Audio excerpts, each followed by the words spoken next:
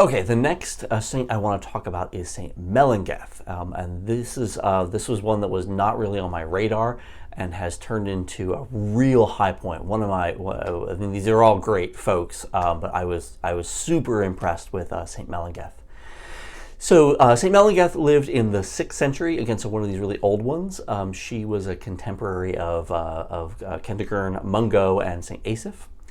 And here's her story. So she was the daughter of an Irish king, and again wanted to become a nun, and was supposedly going to be married off, and she didn't want that, so she fled across the Irish Sea into Wales, and she kind of set herself up as a hermit in a little valley in the north of Wales.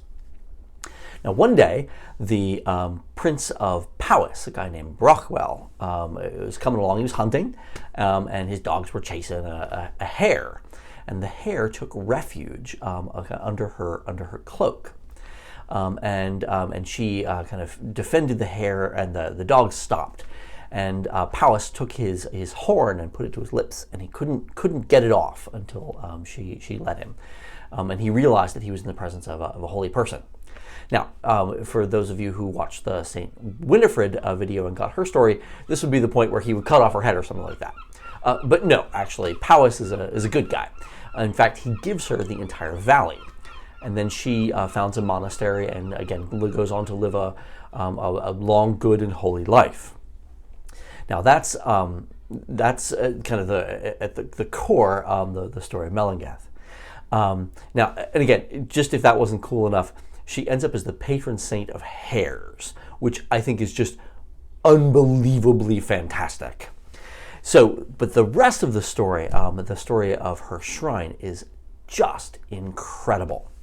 So there's the current building is a kind of a Norman building. It's kind of a squat stone building, and it's way out of the village. It's maybe 2.5 miles away from the village.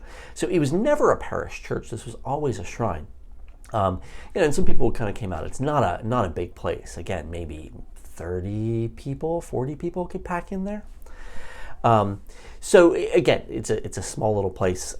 In the 1980s, it was in really terrible shape. They had done some renovations in the 50s, and they kind of tried to kind of rebuild her shrine a little bit. Because what happened in the dissolution of the monasteries when they destroyed Melangell's shrine is they took all the stones apart, and they worked some of them into like the gate that enters the churchyard, and some of them got worked into the porch, the entrance to the church, and some of them got used for actual repairs to the church walls itself. So a lot of the stones from the shrine are actually still there.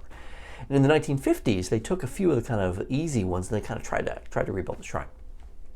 Now, in the late 80s, it was in really bad shape, and so they were actually going to take the roof off and let it just go to ruins. But then the diocese decided, no, we're gonna go the other way. We're gonna dump a bunch of money on it, and so they actually raised a whole bunch of money and restored the building.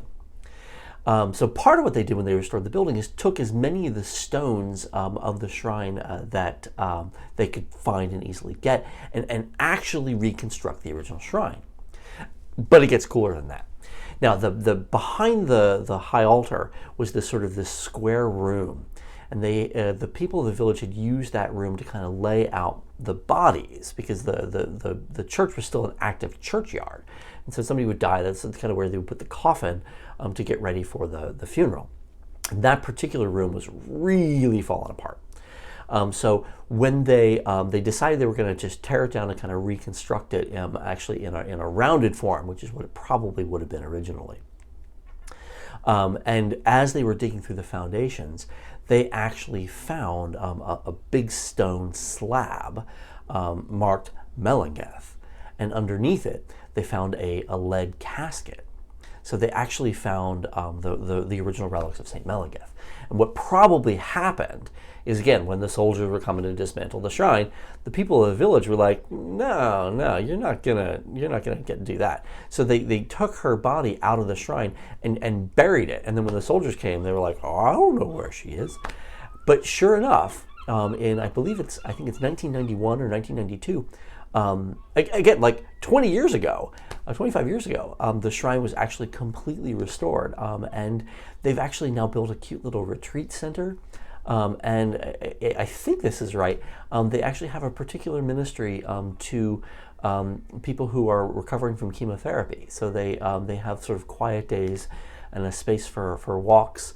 And again, it's just amazing. It's just a thoroughly, unbelievably gorgeous spot, and it's incredibly moving to be able to go to one of these places, and to see kind of what it would have been like, and to really walk in the footsteps of all of the other pilgrims who came to offer their prayers with Melangell.